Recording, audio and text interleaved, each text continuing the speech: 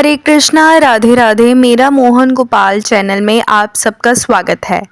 आज हम आप सबके लिए श्रीधाम वृंदावन से जुड़ी एक और वीडियो लेकर आए हैं, जिसमें हम आपको बताएंगे कि आप श्रीधाम वृंदावन में एक दिन में कैसे दर्शन करें, आप श्रीधाम वृंदावन में कैसे आएं, कहाँ रुके, कैसे दर्शन करें और कितना खर्चा होगा। तो चलिए वीडियो को शुरू करते हैं। वीडियो को शुरू करने से पहले हमारे चैनल को लाइक, शेयर और सब्सक्राइब कीजिए। तो जैसे कि आप सब जानते हैं, भगवान श्री कृष्ण और श्री राधा रानी के भक्तों के लिए श्रीधाम वृंदावन बहुत ही महत्वपूर्ण स्थान है। श्रीधाम वृंदावन उत्तर प्रदेश के मथुरा जिले में स्थित है। वृंदावन वही जाता है जिसको श्री राधा रानी शामा शाम खुद बुलाती हैं। तो आज हम आपको बताएंगे कि आप श्रीधाम वृंदावन एक दिन में कैसे जाएं। अब जैसे कि बहुत से ऑफिस जाने वाले लोगों को एक आध दिन की ही छुट्टी मिलती है, तो ये स्पेशल व्लॉग उनके लिए है जो एक ही दिन में संपूर्ण वृंदावन के दर्शन करना चाहते हैं। तो चलिए वीडियो शुरू करते हैं। सबसे श्रीधाम वृंदावन कैसे पहुँचें, तो आपको बता देते हैं कि वृंदावन आप ट्रेन के माध्यम से, बस के माध्यम से, अगर आपके पास अपनी गाड़ी है तो आप उस माध्यम से आ सकते हैं।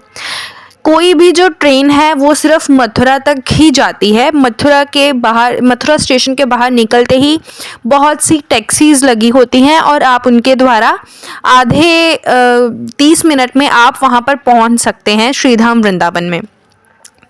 तो वृंदावन जाने का माध्यम ट्रेन है, बस है, और आप किसी भी अपने जो आपके पास गाड़ी है आप उसके माध्यम से जा सकते हैं। अगर आप कहीं दूर रहते हैं तो हम आपको यही सजेस्ट करेंगे कि श्रीधाम वृंदावन जाने के लिए आप ट्रेन या बस की मदद लें। और गाड़ी, अगर आप दिल्ली से रहते हैं, दिल्ली मेन कारण है, श्रीधाम वृंदावन तक पहुंचने के बहुत से रास्ते हैं। बहुत से लोग दिल्ली के रास्ते से आते हैं और बहुत से लोग जो फरीदाबाद वाला रास्ता है, आगरा वाला रास्ता, उस माध्यम से आते हैं। आप जहाँ पर भी रहते हैं आप उस माध्यम से देख सकते हैं। हम आपको यही सजेस्ट करेंगे कि आप ट्रेन के माध्यम से जाएं तो अच्छा है, क्योंकि ट्रेन का जो कुल खर्चा है वह करीबन 400 तक आपको मिल जाएगा सिर्फ जाने जाने का। और उसी के कंपैरिजन अगर आप बस में देखते हैं तो बस में बहुत ज़्यादा किराया है।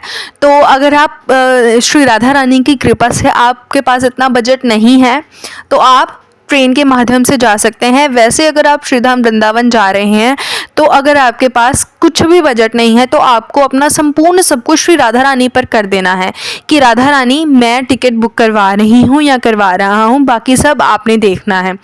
तो चलिए वीडियो को आगे बढ़ते हैं। जैसे कि हमने आपको बताया कि ट्रेन का जो खर्चा है वह पॉकेट फ्रेंडली है। ट्रेन का इतना किराया नहीं होता तो आप ट्रेन के माध्यम से जा सकते हैं। उसके बाद बात आती है कि आप श्रीधाम वृंदावन पहुंचकर आगे सब क्या करें। तो सबसे पहले जो ट्रेन है वो आपको मथुरा स्टेशन पे पहुंचा देगी और मथुरा स्टेशन के बाहर निकलते ही आपको बहुत टैक्सी वाले मिल जाएंगे और वो आपको श्रीधाम वृंदावन जहां पर भी आप धर्मशाला में रुकना चाहते हैं वहां पर आपको पहुंचाने तक का आपसे जो 20 रुपये सवारी है वो आपको लेंगे।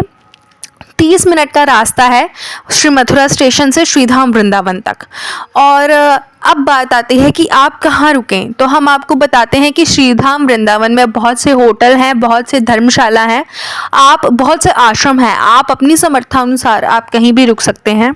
आने वाली वीडियो में हम आपको ये भी बताएंगे कि ऐसे कौन से आश्रम हैं जहाँ पर आप फ्री में रह सकते हैं और अपनी समर्थानुसार जब आप श्रीधाम वृंदावन से वापस आ रहे हैं तो आप सेवा में कुछ भी उनको दे सकते हैं। और उसके बाद जब आप कहीं रुकते हैं तो आपके पास एक दिन है।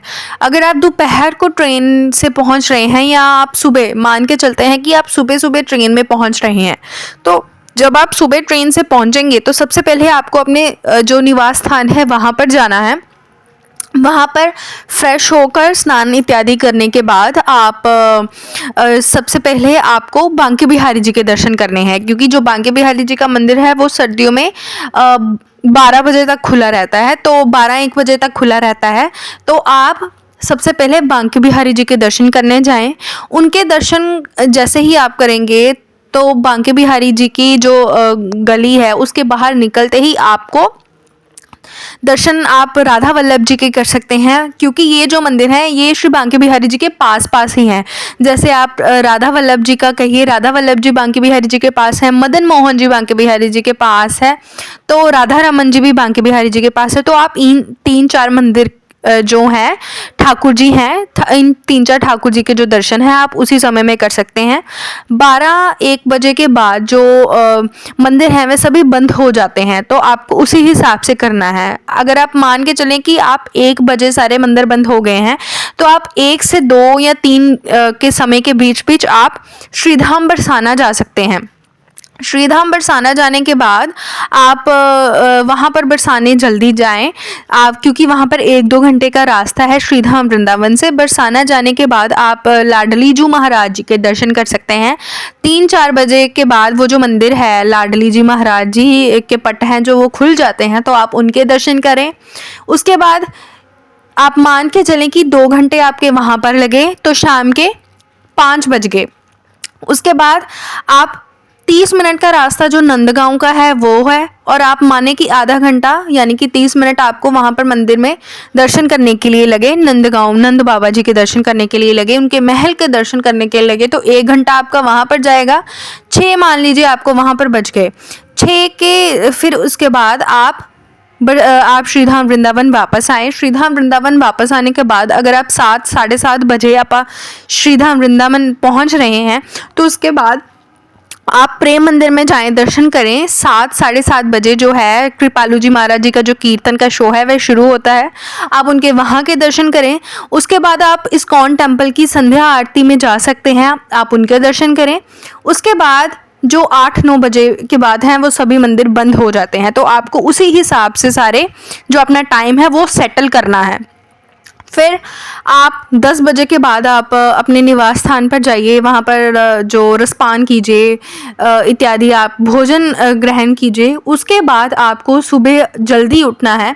निधिवन जी महाराज जी के मतलब जो श्रीरंग महल जी हैं वहाँ के जो मंगला आरती हैं उनके दर्शन करने हैं, तो आपको 5 बजे सुबह उठकर मंगला आरती के दर्शन करने हैं। वहाँ पर आपको पूरे परिवार समेत 6 बज जाएंगे।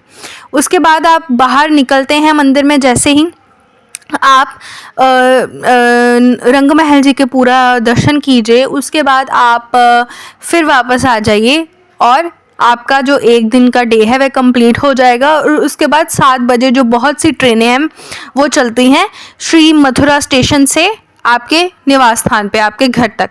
सो आप उस हिसाब से देख सकते हैं।